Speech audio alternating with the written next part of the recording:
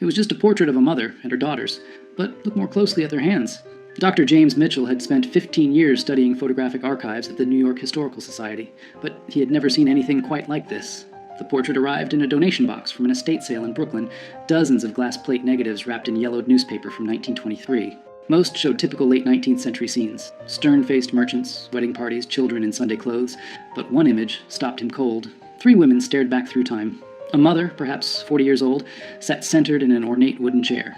Her daughters, who appeared to be in their late teens or early 20s, stood on either side. All 3 were African American, dressed in their finest clothes, high-collared dresses with intricate lacework, their hair styled with obvious care. The formal studio backdrop showed a painted garden scene, common for the era. What struck James wasn't the composition or the subject's dignified expressions. It was their hands. The mother's hands rested in her lap, fingers interlaced in an unusual pattern. Her right thumb crossed over her left, with her index and middle fingers extended while the others curled inward. The daughters each placed one hand on their mother's shoulders, their fingers arranged in similar, deliberate configurations. James had examined thousands of Victorian-era portraits. Subjects typically kept their hands still, folded naturally or resting on props. Photographers of that period demanded absolute stillness during the long exposure time. Every detail was intentional. These hand positions looked too specific, too purposeful to be coincidental. He lifted the magnifying glass, studying the negative more carefully.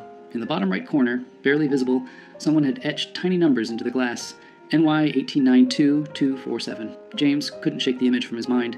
That evening, he returned to his apartment in the Upper West Side and spread his research materials across the dining table. He had photographed the glass negative with a high-resolution camera, and now the portrait filled his laptop screen in startling clarity. The detail was remarkable for 1892. He could see the texture of the fabric, the small brooch pinned to the mother's collar, even the subtle differences in the daughter's features. But it was the hands that held his attention. He zoomed in until each finger filled the frame. The positioning was unmistakable now. This wasn't random. The mother's right thumb crossed deliberately over her left, a gesture that required conscious effort to maintain during the exposure. Her extended fingers created a specific shape. The daughter's hands on her shoulders mirrored variations of the same theme, fingers bent at precise angles, thumbs positioned with clear intention. James had studied Civil War photography, Reconstruction-era documentation, and early 20th century social reform movements. He knew that activists and underground networks often used visual signals, specific poses, objects placed in photographs. Even the way people stood could convey hidden messages to those who knew how to read them. He opened his database of abolitionist and post-emancipation activist networks. The Underground Railroad had used quilts, songs, and symbols. But this was 1892, almost 30 years after the Emancipation Proclamation, 15 years after Reconstruction ended. What networks still needed secret codes? His phone buzzed. His colleague, Dr. Sarah Chen, a specialist in African American history, responded to his earlier text. "Free tomorrow morning? What did you find?" James typed back. "Something that might rewrite what we know about post-Reconstruction activism in New York. Bring your sources on property rights and documentation struggles." Sarah arrived at the Historical Society at 9 sharp, carrying a worn leather satchel filled with research materials. James had the portrait projected on the wall of the research room, larger than life. The 3 women gazed down at them with quiet dignity. "Look at their hands," James said, pointing with a laser pointer. Every finger positioned deliberately. Sarah approached the projection, her eyes narrowing. She set down her bag and pulled out a thick folder. After Reconstruction collapsed in 1877, African American families in the North faced a different kind of battle. Not slavery, but systematic exclusion. Property rights, inheritance, even proof of identity became weapons used against them. She spread documents across the table. Legal papers, city records, newspaper clippings from the 1880s and 1890s. New York wasn't the progressive haven people imagine. Black families struggled to maintain property ownership, establish businesses, prove legal marriages. Many had fled the South with nothing but their word. No birth certificates, no marriage licenses, no documentation. James picked up a yellowed newspaper from 1891. The headline read, "Property Dispute in Harlem? Family Claims Ownership Without Documentation."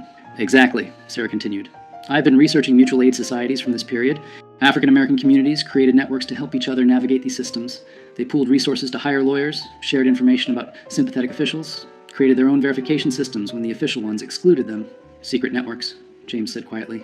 "Not secret in the sense of hidden," Sarah corrected. "Secret in the sense of parallel, operating alongside official systems, using methods that white authorities either didn't notice or didn't understand."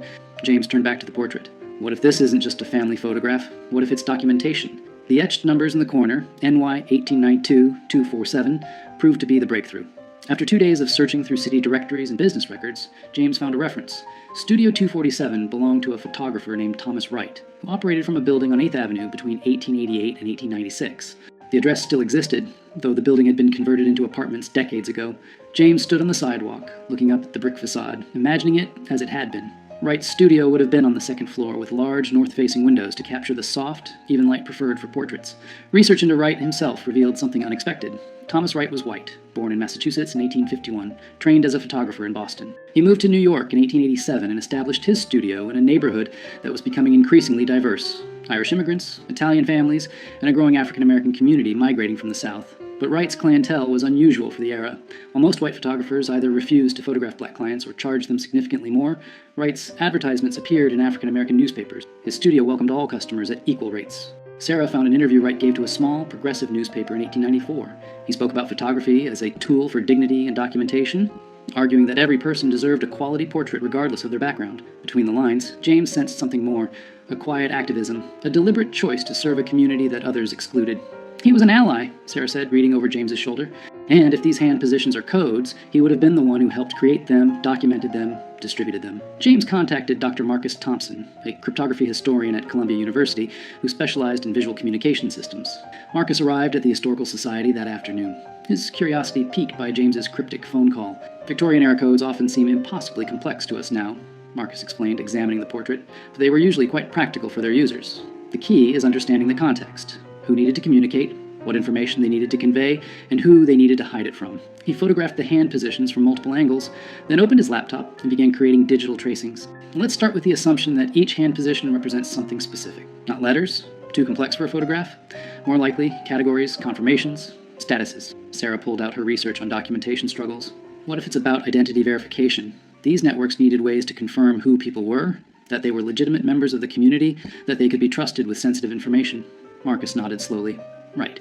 So the mother's hand position might indicate her role. Family head, network member, someone vouching for others. The daughter's positions could indicate their status, documented, undocumented, seeking assistance. They worked through the afternoon, comparing the portrait to other photographs James had found in the estate sale box. 3 more portraits showed similar hand positioning, always subtle, always deliberate. In one, a couple's intertwined fingers created a pattern. In another, a man's hand rested on a Bible with specific fingers extended. It's not just one code, Marcus said finally. It's a system. Multiple signals that could be combined to convey different meanings. Someone trained these families how to pose. Someone photographed them deliberately. And someone else, other network members, knew how to read these images. Sarah made the connection that broke everything open. While researching property rights cases in New York courts from the 1890s, she found a pattern. Dozens of African-American families successfully defended their property claims, obtained identity documents, or proved legal marriages, often with the same lawyer representing them. His name appeared again and again. Robert Hayes. Hayes had an office on West 34th Street. Court records showed he won an unusual number of cases for black clients during an era when such victories were rare. More significantly, he often submitted photographic evidence, portraits of families, documentation of their respectability, proof of their presence in the community. He was using Wright's photographs in court, James realized, not just as evidence of identity, but as verification of community standing. These families were photographed, their images were cataloged, and when they needed documentation, Hayes could present these portraits to judges. But there was more. In Hayes' archived case files at the New York Public Library, Sarah found letters, correspondence between Hayes and other activists, teachers, ministers, business owners, discussing verification protocols and community documentation systems. One letter, dated March 1893, was particularly revealing. Hayes wrote to a minister in Brooklyn, "We have expanded our photographic documentation to include 73 families. Mr. Wright continues to provide his services at minimal cost. The hand positioning system allows us to encode essential information that can be verified later. Each portrait serves as both dignified representation and practical identification." James sat back, stunned. They built an entire parallel documentation system. When official channels failed these families, they created their own. And they hid it in plain sight, Sarah added. These portraits looked like ordinary family photographs. No one examining them casually would see anything unusual. But to network members who knew the code, each portrait contained vital information. With the network's structure emerging, James became obsessed with identifying the 3 women in the original portrait. The estate sale had come from a brownstone in Bedford-Stuyvesant, Brooklyn, a neighborhood with deep African-American roots.